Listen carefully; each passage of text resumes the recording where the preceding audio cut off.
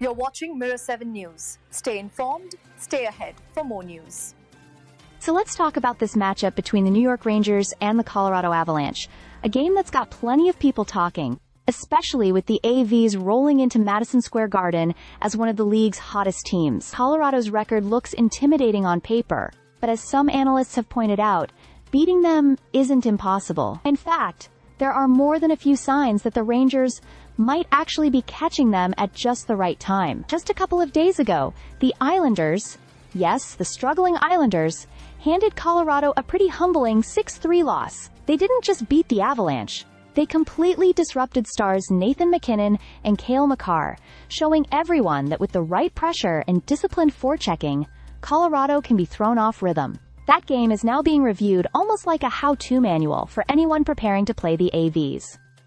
For the Rangers, there are a few points of emphasis that have been suggested. First, the power play has been a headache, especially when that experimental 5-forward setup keeps failing. One idea floating around is replacing one of those forwards with Slava Gavrikov. He's been eager, he shoots, and he can stabilize the top unit, especially if he's studying the playmaking calmness of someone like Adam Fox on video beforehand. There's also a sense that certain players need a spark. Alexis Lafreniere has had these stretches where he drifts out of games, and there's this running joke about keeping no-dose pills nearby just to keep him tuned in. If that doesn't work, well, the bench might be calling. On the flip side, the crash line of Noah Labat, Will Carell, and Brett Berdard has been buzzing lately, so it would make sense to lean on them a little more, especially in a high-energy matchup like this. And then there's JT Miller.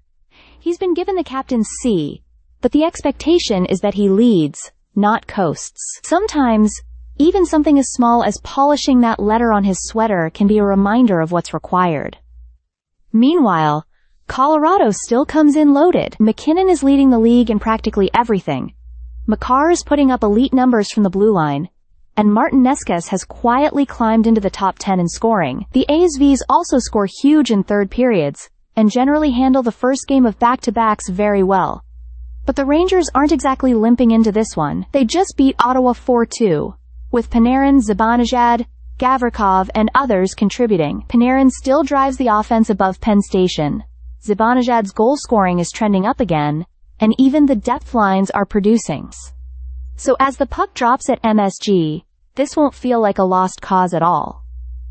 The Avalanche may be elite, but they've shown cracks. The Rangers only need to step through them. And with Igor Shesterkin in net, well, that part hardly needs explanation. Stay subscribed for more videos.